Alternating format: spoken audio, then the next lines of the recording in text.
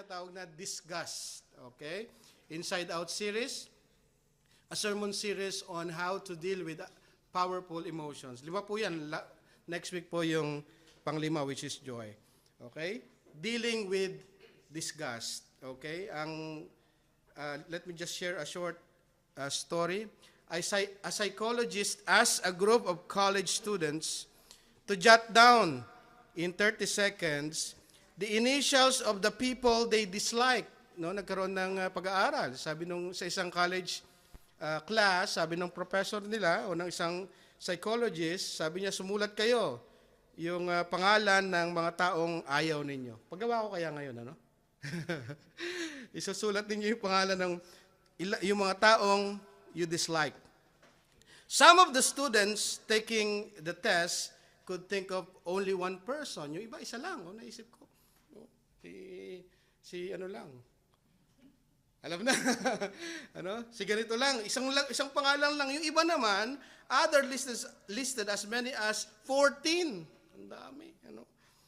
But the interesting fact that came out, pinag-aralan niya, ginather niya yung data. No? Ang nakita niya, interesting fact that came out of the research was this. Those who disliked the largest number of people were themselves the most widely disliked. Yung maraming sinulat, yung 14 yung sinulat, siya lagi ang nandun sa yung tigi-isa, siya yun. Ano? Sino kaya ang dinidislike natin? Nadidisgust tayo yung mga tao na yun. So yan ang ating pag-aaralan, yung tinatawag na disgust. Ang ating pag-aaralan, tatlong D lang. No? This definition of disgust, then direction, saan patungo yung ating disgust o kanino natin pinoproject yung ating disgust, and lastly, yung tinatawag nating decimation of disgust. Mamaya maintindihan po natin yung tatlong D na yan. Una, yung definition of disgust. Disgust is a feeling of revulsion or strong disapproval aroused by something unpleasant or offensive. Disgusting is anything that makes you feel yucky. Ano daw yung disgust? Ulitin ko. Ang disgust po, mga kapatid, a feeling of revulsion or strong disapproval. Yung ayaw na ayaw mo. Nasusuka ka. Revulsion. Nagre-revolution baga. Yung iyong tiyan, mga kapatid. Ano? A feeling of revulsion, or strong disapproval aroused by something unpleasant. May naamoy ka, no? Ayaw mo. No? Meron ka nalasahan, ayaw mo. That is disgust. Tapos sinuka mo siya or ayaw na ayaw mo yung lasa na yon. Yun ang disgust. Disgusting is anything that makes you feel yucky. Sabihin nga natin yucky. Parang yucky talaga, no? There are two different kinds of disgust. Merong dalawang uri, mga kapatid. Ano? Yung tinatawag na physical disgust. Physical disgust. Ano yung physical disgust? Strong aversion to smell, taste, or touch, or of something that we determined as revolting. Ibig sabihin, ayaw natin. Yung naamoy daw natin, no, nahawakan natin, malagkit. Tapos naamoy natin, medyo iba yung amoy. Yan yung mga yucky feeling, yan yung mga disgusting. Yan yung pasok yan sa tinatawag na physical disgust. Ayon yan sa American Psychological Association. Katulad po ng mga example niyan, feces or stool, urine. No? Sorry sa mga, kasi disgusting talaga yung topic natin. Kaya sorry sa mga term na gagamitin ko. Public toilet. Sa marami, disgusting ang public toilet. May mga hindi nga gumagamit ng public toilet. They consider it disgusting. Ano pa? Sweat, saliva. Ano? Pag natutulog, no? Sarap ng tulog mo. Ano? Pipicturean mo pa. Ano? Saliva, dirty feet, vomit. No? I-vomit talagang nakaka-disgusting, no? Kapag bumabiyahe ka ng malayo sa probinsya at naka-aircon, at yung papuntang Bicol, yung mga ganyan, yung pag-ganon, tapos malapit na doon sa bituka ng manok, ayan na, nagtumatawag na ng uwak. Uwak! Uwak! Ikaw na hindi naman nahihilo, masusuka ka rin. Bakit? Dahil doon sa disgusting na amoy. Hindi ka naman nahihilo sa biyahe, hindi ka mahiluin. Pero nasusuka ka dahil doon sa mga tumatawag ng uwak. Ano? Yun yung mga disgusting. Ano pa? Vomit, bad breath, body odor. No? Marami sa atin, nasa Middle East, talaga namang, we think this is disgusting kasi talagang isa yan sa ayaw din ng, lalo ng mga Pilipino. No? Flies, no? Yung iba, pagka nakakita ng langaw, ang sarap-sarap ng pagkain, pag nadapuan lang ng langaw, ayaw ng kainin. Ano? That's because they consider it. Kasi nga ang definition natin ng disgusting, physical disgusting is aversion to the smell, taste, or touch of something that we determined. Sa iba, okay lang yun. You determined it as revolting. Yung iba, okay lang yun. Kakainin pa rin yun. Sarap. Di ba? Meron pang ibang bansa, I think Finland, kung hindi ako nagkakamali, yung cheese talagang pinapalangawan nila eh. Di ba? May mga magot, tapos, sarap na sarap sila. For them, they determined it as not revolting, as not disgusting. Pero sa iba, pag madapuan lang, ang sarap nung cake, pero pag nadapuan lang, naku, ayoko na. Disgusting na sa kanila. Because you determined it as disgusting. Rotting flesh, lice, dead rats, fish smell. Those are just example of physical things that we usually disgusting. Kaya nga determined eh. We may find one thing disgusting, but to others it might not. You might feel disgusted with cockroach, but to others it is not. Diba? Sa iba, disgusting yung cockroach. Pero sa iba, hindi. No? Sometimes we might be disgusted or disgusting. It is disgusting for other people, but for you it is not. Like, for example, mga kapatid, yung balot. Diba? Sa ibang bansa talaga namang ayaw nilang balot, pero sa mga, mostly kasi may mga Pilipino rin hindi kumakain ng balot eh. No, yung iba naman hindi kumakain ng balot sa umaga. Kasi nakikita daw nila eh. Pero most Pilipino ay kumakain ng balot. We don't consider it as disgusting. Kaya you determined what is disgusting. No? Ito disgusting sa akin to. No? Pero yung ibang bansa talagang challenge sa kanila. Pag pinapunta mo ng Pilipinas at ipakain mo yung balot, extreme sa kanila yon. Extreme challenge. Kailangan mong bigyan ng 1 milyon para kainin lang. So they consider it disgusting. All right? What are the principle of disgust? These are the principle of disgust. Tandaan natin ito mga kapatid. Number 1, yung tinatawag na principle of expulsion. Anong ibig sabihin ng principle of expulsion? We don't find it disgusting when we swallow our own saliva. Di ba? Nilulunok lang naman natin yun. Kinakabahan ka, nilulunok mo, walang problema, di ba?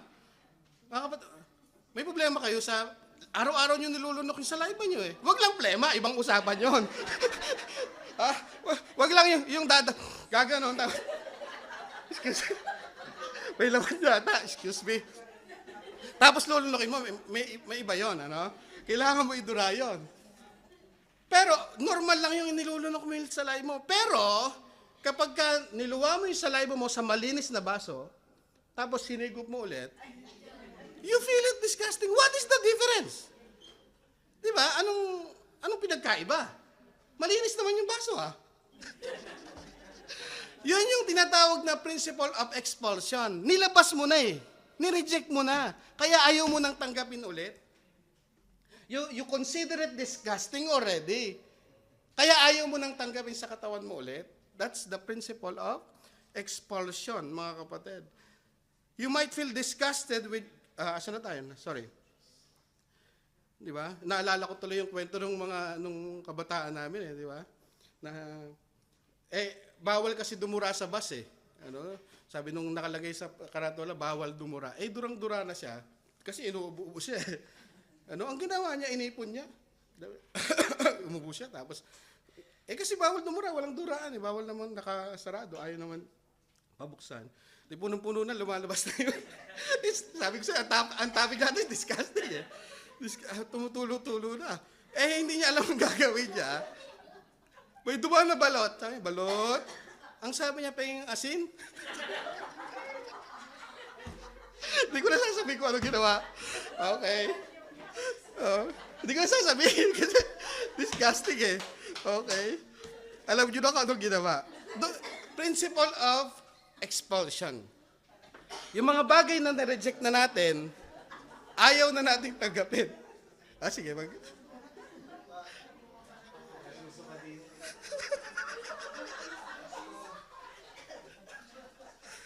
sige, settle down muna kayo. Anong principle yung principle of expulsion?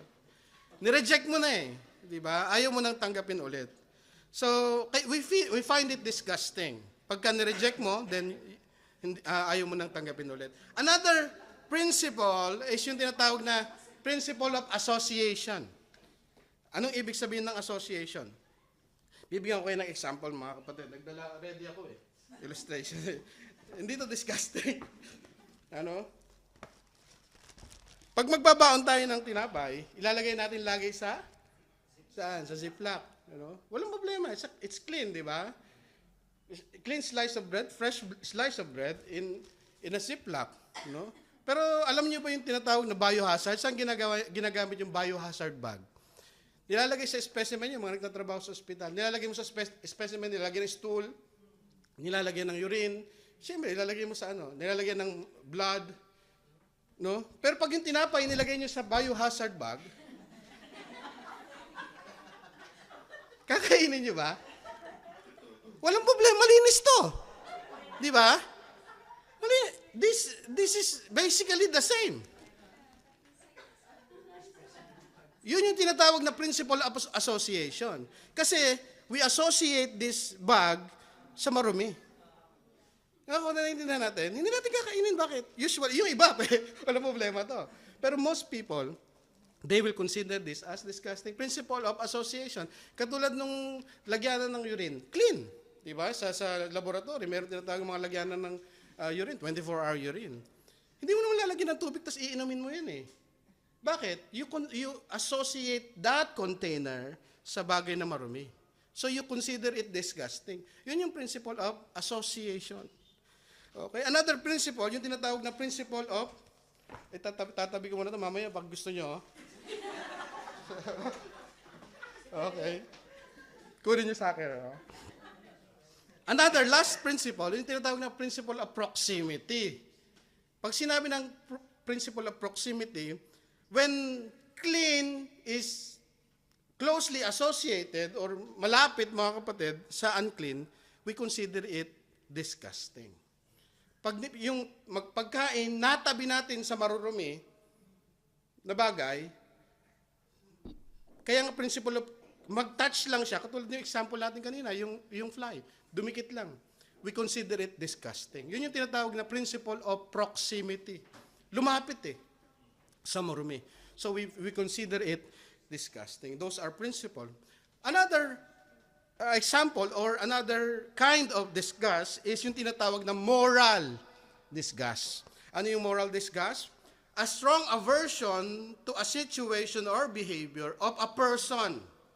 Tao naman ang tinutukoy nito, we consider repugnant, or unacceptable. For example, maraming tao. Pag nakakita sila ng PDA, public display of affection, they consider it disgusting. Ano ba yan? Kadiri naman. Dito pa sa public. Those are, anong tawag doon? Moral disgust. Strong aversion to a situation or behavior of a person that we consider repugnant or unacceptable. It is normally described as the feeling you get when hearing someone has broken social norm or moral codes. For example, yung tao hindi nag-aral ng GMRC. Walang good conduct, good manners and right conduct. Some people, they find them disgusting. Yun yung tinatawag na moral disgust. Ayaw natin doon sa tao kasi may mga certain siyang moral na ginagawa, unacceptable. We consider unacceptable. So bakit mahalaga yung disgust? Alright? Disgust help us to live healthy. Yung disgust, basically, binigay sa atin ng Panginoon yan para mamuhay tayo ng healthy. According to studies, physical disgust helps us to live healthy, for it is a mechanism to protect us from pathogens. Ibig sabihin yung mga germs, bacteria. Iyan ay ating core emotion to help us to live healthy. Yeah, binigay sa atin ng Panginoon yan. Ulitin ko, according to studies, physical disgust helps us to live healthy for it is a mechanism to protect us from pathogens.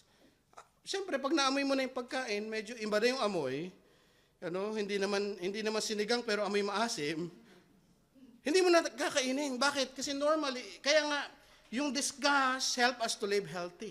Hindi mo nakakainin. No? Iniingatan niya tayo sa mga certain pathogens. Disgust help us to reject what is bad. Di ba? Hindi ito maganda, hindi ito okay itong pagkain na ito.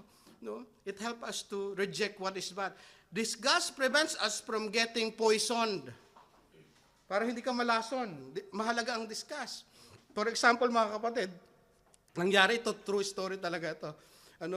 Mayroong yung biyanan ko nagbigay sa amin ng bangus na dinaing. Alam yung bangus na dinaing? Hindi yung tuyo, No, yung hinati sa gitna, tapos binabad sa suka, tapos ng bawang.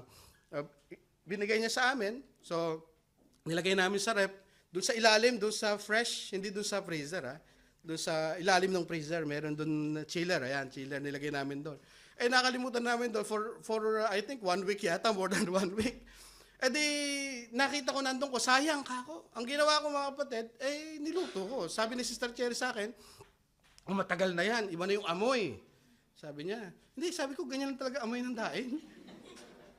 Sabi ko, niluto ko kasi sayang. Sarap pa naman nun, daing. Pinirito ko, almusal namin, naka-fasting ako from night, tapos hanggang morning, brunch namin yon. Pagkakain ko lang, isang subo lang, doon na, bumaliktad na yung aking sigmura. Sa tindi ng aking pagsusukang mga kapatid, nagkaroon ako nag-hemorrhage yung aking mata. Tapos nagkaroon ng petikeya, tawag nila doon yung pula-pula yung aking mukha. Sa sobrang tindi ng pagsuka ko. Dahil ko pa yung uminom na lasing at So, makikita natin yung disgust, it helps us. It prevents us to be poisoned. Para hindi ka malason, nire-reject ng katawan mo yung mga bagay na yon, yung mga pathogens na yun. So mahalaga rin ang disgust. Likewise, moral disgust should help us to live a morally and spiritually healthy. Yung moral disgust, mga kapatid, dapat tumulong sa atin para mamuhay ng maayos, morally healthy, spiritually healthy. Bakit? Remember the principle of expulsion, those sins that we already repented, we should never do it again. Nireject mo na principle of expulsion. Nireject mo na yung mga bagay na yun, sinabi mo sa Panginoon, Lord, sorry po. Lord, patawad po, ginawa ko sa mga bagay na ito. Abay, huwag mo nang balik-balikan. Amen. For you to live healthy, kasi sinuka mo na yung bagay na yun mga kapatid Sabi ng Proverbs 26:11, as the dog returneth to his vomit, so a fool returneth to his folly. Para daw ang aso, na kapag sinuka na niya, abay kinakain pa rin niya. Ganon din daw ang isang mga tao na, mga kasalanan ay sinuka na niya, tapos binabalik-balikan. Sabi mo sa katabi mo, wag mo nang balikan. Wag mo nang balikan. Okay? Wag mo nang tangkain. Masisira ang buhay mo. 2 Peter 2:22, anong sabi ng 2 Peter? Basahin natin. Return it to its vomit, and the snow that is washed goes back to his wallowing in the mud. Kaya nga merong kasabihan ng mga Pilipino, di ba? Kahit na anong paligo mo sa biik, ang ginagawa niya, magwawalo pa rin doon sa putikan. Diba? Ganon din daw, dapat hindi. Inireject na natin yun Hindi na natin dapat tanggapin ulit. Yung dati nating lumang pagkatao, ay dapat hindi na nating balik-balikan. Amen, mga kapatid? Kasi we should discuss yung mga bagay na yun. Dapat i-reject na natin yung mga bagay na yun. We must abhor what God hates. Yung ayaw ng Diyos, dapat ayaw din natin. Yung mga sinusuka, parang sinusuka ng Diyos, it feels disgusting for God, we should abhor these things. Sabi ng Proverbs 6:16, ito yung text natin, excuse me, there are 6 things that the Lord hates, even 7 that are disgusting to Him. Arrogant eyes, matapobring mata daw, no? A lying tongue, hands that kill innocent people, a mind devising wicked plans, feet that are quick to do wrong, a dishonest witness, spitting out lies, and a person who spread conflict among relatives. Ito yung mga ayaw ng Panginoon, di ba? We should abhor these things. We must throw off our old sinful nature or our old sinful lifestyle. Yung mga buhay natin noon, huwag nating balik-balikan, mga kapatid.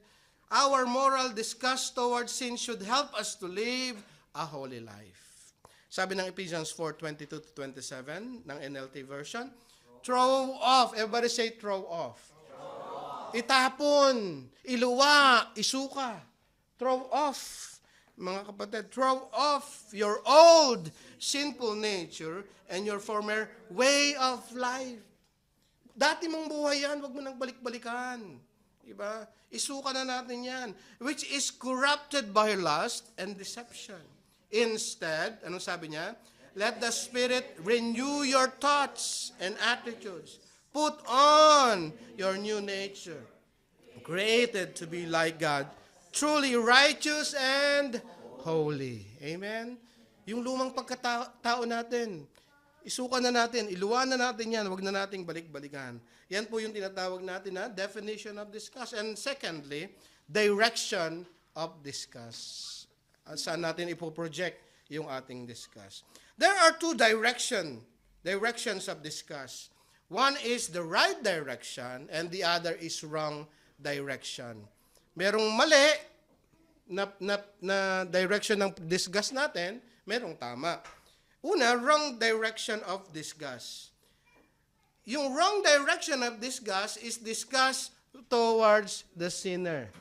Pag yung disgust mo ay towards the sinner, dun sa tao mismo, mali yung disgust. Yung moral disgust mo. Tignan natin anong nangyari dito sa kwento na ito, sa text natin. John 8:1-6, basahin natin mga kapatid. Went to the Mount of Olives. At the dawn, he appeared again in the temple courts, where all the people gathered around him, and he sat down to teach them. The teachers of the law and the Pharisees brought in a woman caught in adultery. They made her stand before the group and said to Jesus, "Teacher, this woman was caught in the act of adultery. In the law of Moses, now, what do you say?" They were using this question as a trap in order to accusing him. But Jesus bent down, started. This is wrong direction of disgust. No? Nakatuon sa tao yung disgust nila. Ayaw nila, unang-una, ayaw nila kay Jesus.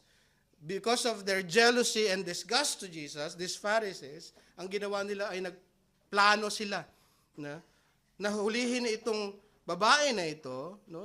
Inakusahan nila ng caught in the act of adultery.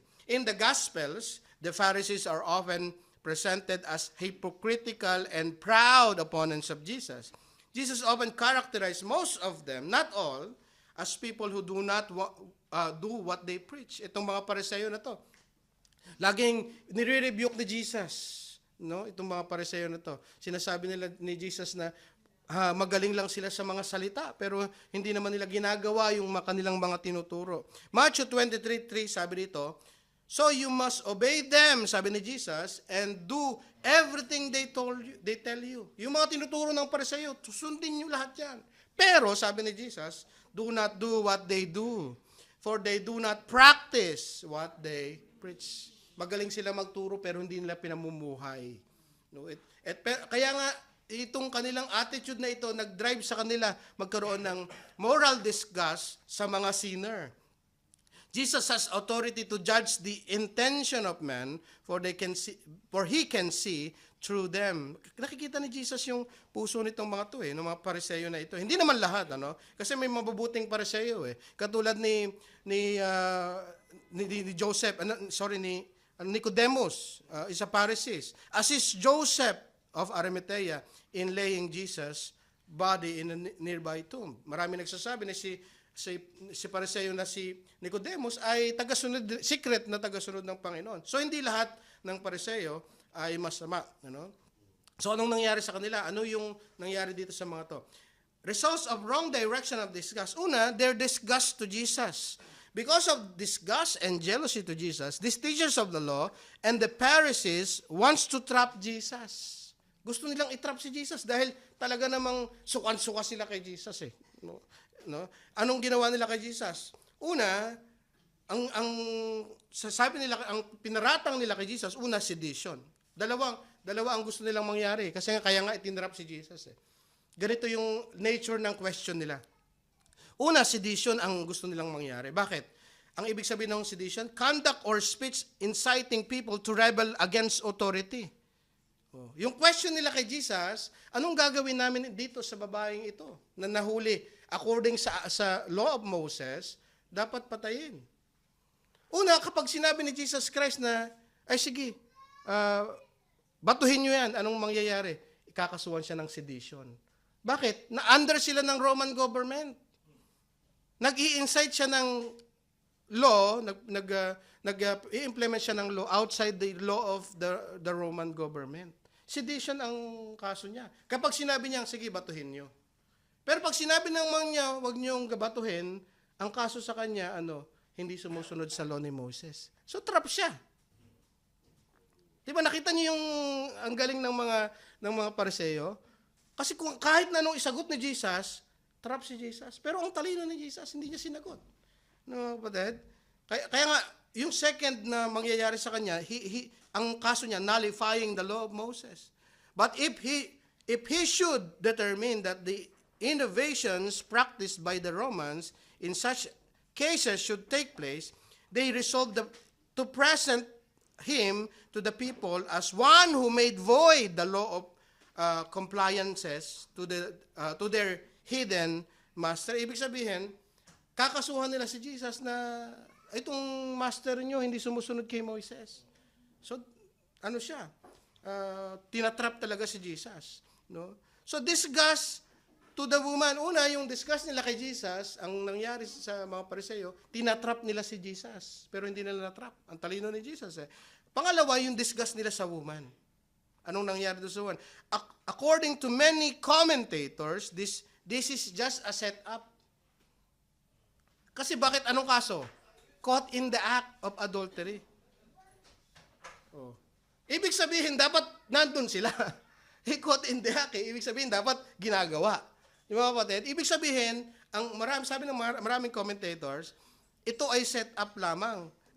The text says the women caught in the act. They must be in the same bed. Dapat nandun sila same bed. It is obvious that there is a man involved. Pero hindi din nila. Di ba? Kaya set up Probably spy yon yung lalaki. Kasi dapat dalawa sila. Itong dalawa na to, caught in the act. Doing adultery. Hindi Probably spy. We can clearly see how the Pharisees disgusted Jesus and the woman caught in adultery. They want to make the sin as public as possible. Kung talagang gusto nilang isolve yung issue, dapat dinala kay Jesus yung babae na hindi publicly. Pagkatapos magturo, sige, antayin natin magturo si Jesus, saka natin kausapin, idulog natin tong kaso na to. Hindi. They want it to be as public as possible kasi because of their disgust towards Jesus and the woman caught in the adultery. Ganun na lamang yung kanilang hate dito sa babae na ito at saka kay Jesus.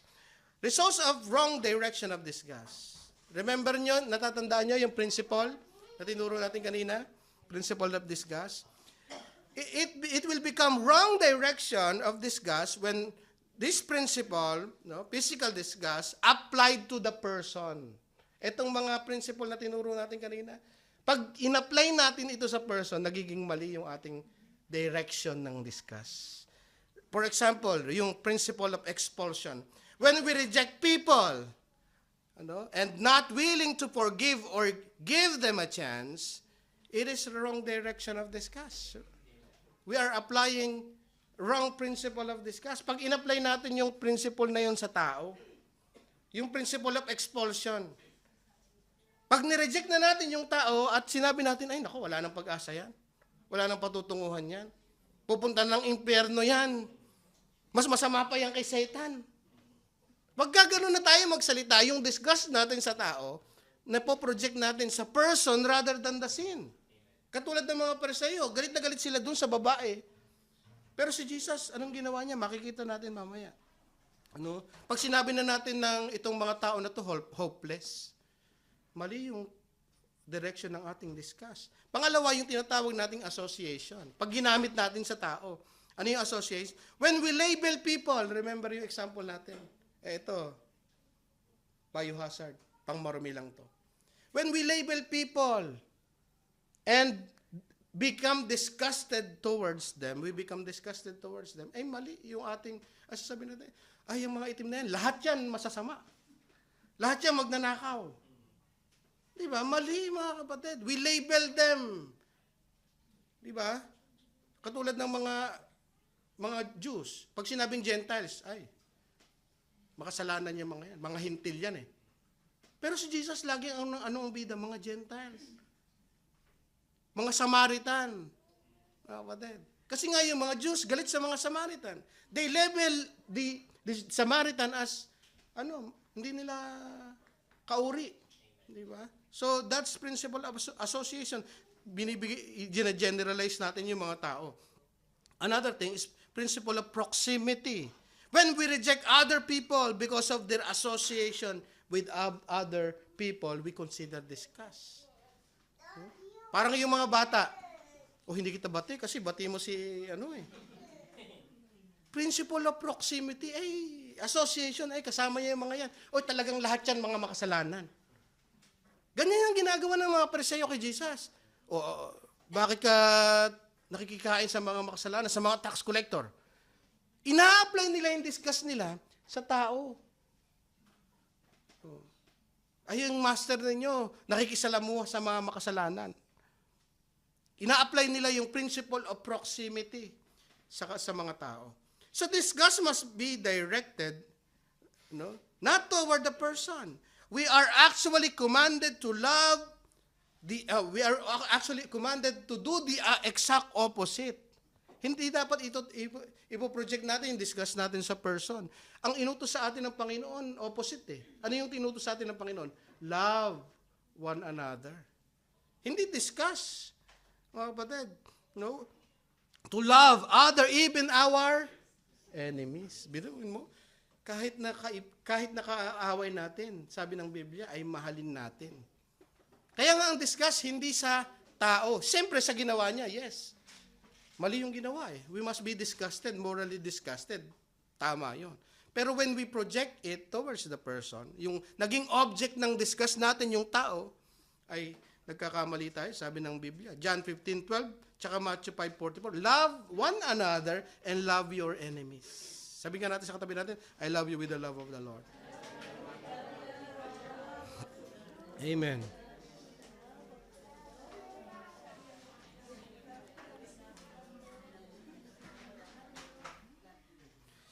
We can be disgusted with someone's personality, but we must not be disgusted with the person. Yung personality niya, disgusted tayo. Ay, ang sama ang gaspang ng ugali nito, hindi maganda to ah. Okay yun. Pero wag nating i-discuss yung person na, ay, wala na yung pag-asa. Walang patutunguhin yan. Sana hindi na maligtas yan.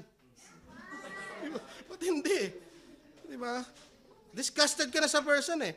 Jesus loves the sinners, such as tax collectors, prostitutes, those who are rejected, and those who are being disgusted by people. Minahal ni Jesus, tinanggap niya eh. Mga kapatid, pinakisamahan niya eh. He ate with them, associated himself with them, accepted them, and loved them.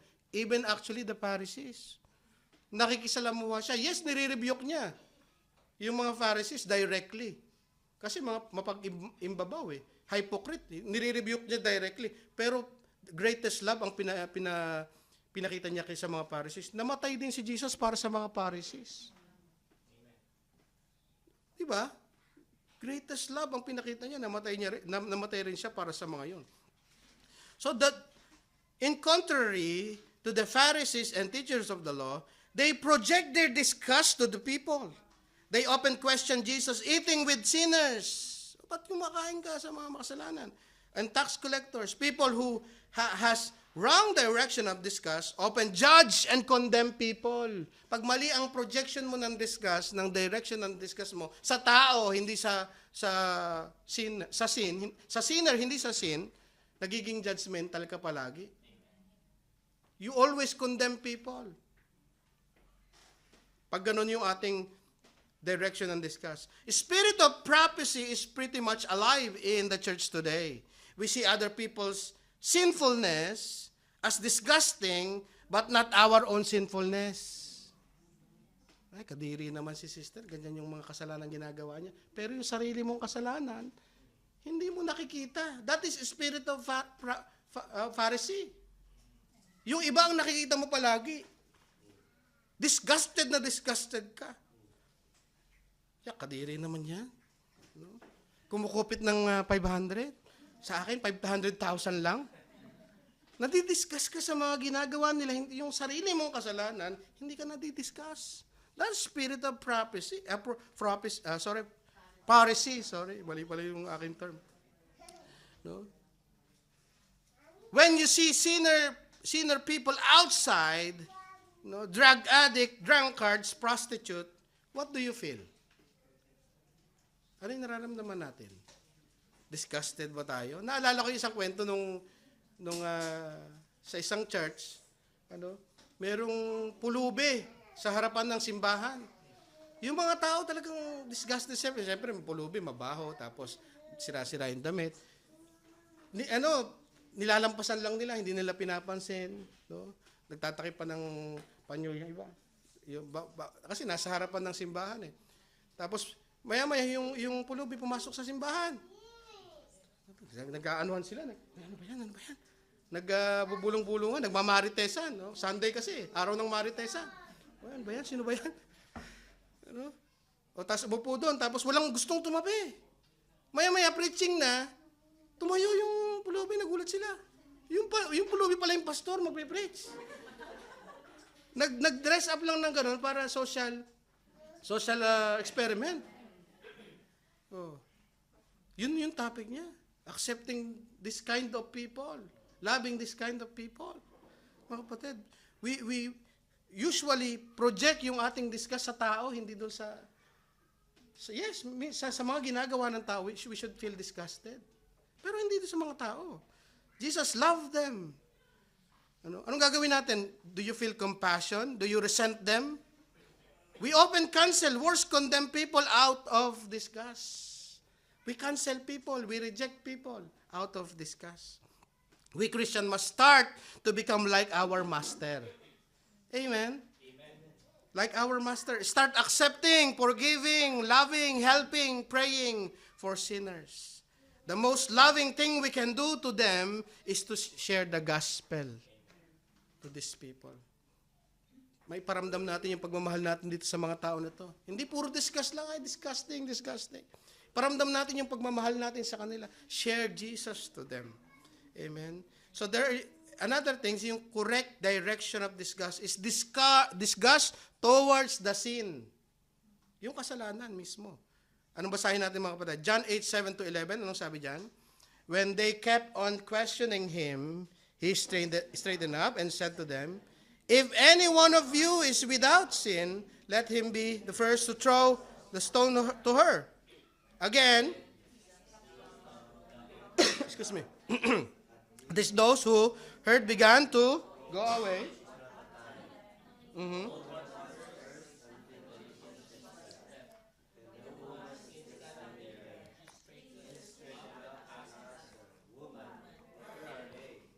Amen.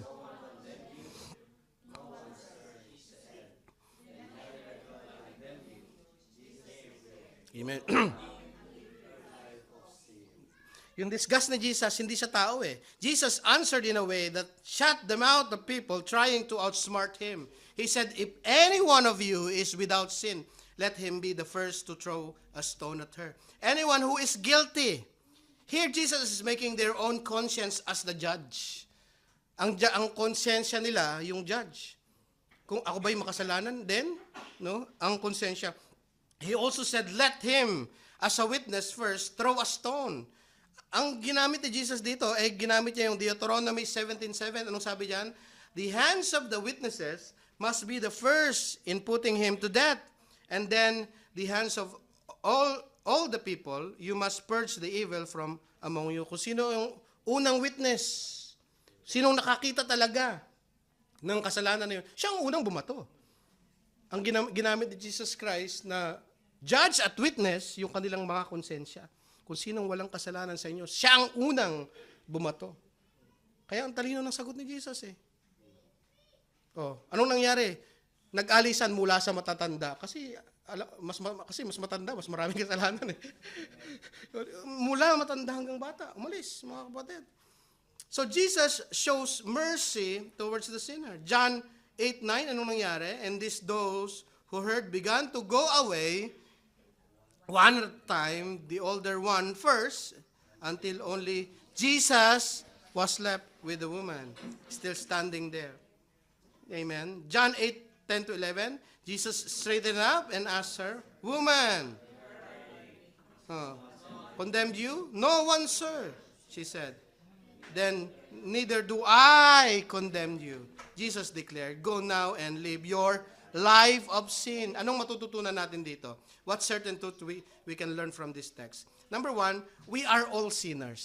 Lahat tayo makasalanan. Hindi ka pwedeng mag-judge ng kapwa mo na wala kang kasalanan. Hindi ka pwedeng mag-condemn ng ibang tao. Ibang pagkukorek ka, pagkukorek biblical yan. Pero yung pagkukondemn sa ibang tao, yan, isa kang makasalanan, wala ka ng pag-asa. Dapat kang mamatay. Diba? Yan ay pagkukondemn, mga kapatid. No? Woman, sabi ni Jesus, woman, where are they? Nasaan sila? Kasi nga, bakit wala sila? May kasalanan din sila eh. Sabi niya, no one left after Jesus told them, any one of you without sin throw the stone. Another truth na matututunan natin, we are not in the position to condemn others. We are not in the position. Sabi ng Biblia, has no one condemned you? Amen? Has no one condemned you? We are not in the position kasi tayo makasalanan din. Pangatlo, we can be forgiven of our sins. Sabi ni Jesus, then neither I condemn you. May pag-asa pa tayong lahat, patawarin sa ating mga kasalanan. Amen? Ano man yung nagawa nating pagkakasalas laban sa Diyos, sasabihin natin na, no? Imagine niyo dinala itong adulterer na ito sa harap ng public. Siyempre, yung hiya sa sarili niya. Mga kapatid, feeling niya, ako napakamakasalanan. Wala akong karapatang mabuhay. Siguro ginukondemn na niya rin ang sarili niya. Pero nung sabi ni Jesus Christ, maging ako, I will not condemn you. Neither I. I will not condemn you. Ano yun? Forgiveness. Binigay ng Panginoon ng forgiveness. Sabi ng Biblia, Romans 8:1, therefore, there is now no condemnation. Kung kay Kristo ka na, wala nang condemnation. Amen. Another verse, Romans 2:4, sabi diyan, God's kindness is intended to lead you to repentance. Ang bait ni Lord eh, amen? Yung pag-ibig ng Panginoon, yung mercy niya, nagli-lead sa atin sa repentance. Sabi niya, neither do I condemn you. Jesus is so merciful. We are all sinners. We are not worthy. Amen? I am not worthy. Maging ako, hindi po ako karapat-dapat. Pero napakabuti ng Panginoon. Pinaranas niya sa atin ang kanyang mercy. Amen? God designed disgust as a weapon to push us away from sin and push us towards holiness. Pero ang huling sinabi ni Jesus Christ sa babae, and sin no more. Hindi naman sinabi, okay, you are forgiven. Hindi natapos doon. I will not condemn you. Pero sabi niya, and sin no more. Yung disgust niya sa kasalanan, nandun pa rin. Ayaw niyang magkasala ka. So, nandun pa rin. So, God designed disgust as weapon to push us away from sin, and push us towards holiness. We must direct our disgust towards sin, especially our own sin. Pangatlo, maiksi lang ito mga kapatid, decimation of disgust. Ano ibig sabihin ng decimation? The state of fact of being rendered non-existent, physically unsound or useless. Yung disgust, balang araw mga kapatid, mawawala. Hindi na natin mararamdaman yung disgust. Bakit? Anong sabi ng Biblia? One day we will be no longer feel disgusted. God will redeem everything for His glory. Everything will be perfect and good. Amen? Wala nang disgusting. Wala nang kasalanan. Wala nang pagluha. Wala nang pain. So that's why decimation of disgust. Mawawala ng lahat yan. Last verse, babasahin natin Revelations 21, 1-5. Sabay-sabay natin basahin. New heaven and new earth. For the first heaven and the first earth had passed away. Also, there was no more sea. Then John saw the holy city, New Jerusalem, coming down out of heaven from God, prepared as a bride adorned for her husband. And I heard a loud voice from heaven, Behold, the tabernacle of God is with men, and He will dwell with them, and they shall be His people. God Himself will be with them and be their God, and God will wipe away every tears from their eyes. There shall be no more death, nor sorrow, nor crying. There shall be no more pain, for the former things have passed away. Then He sat on the throne, said, Behold, I make all things new. And He said to me, Write, for these words are true and faithful. Glory to God. Amen. Wala nang disgusting. Darating yung panahon. So it will be decimated. The disgust will be decimated. Amen. Let me close this message. We can feel disgusted with physical things, but most especially, we must be disgusted with sin. Not just sin of other people, but most especially with our own sins. Disgust will help us to live healthy physically and morally. How Jesus loves sinners, people like you and me, should give us a good idea how to treat people. Kung paano tinrato ng Panginoon Hesukristo yung mga considered disgusting sa lipunan, dapat ganun din tayo magtrato ng mga tao. Amen? Let us all stand. Thank you, Lord God. Hallelujah.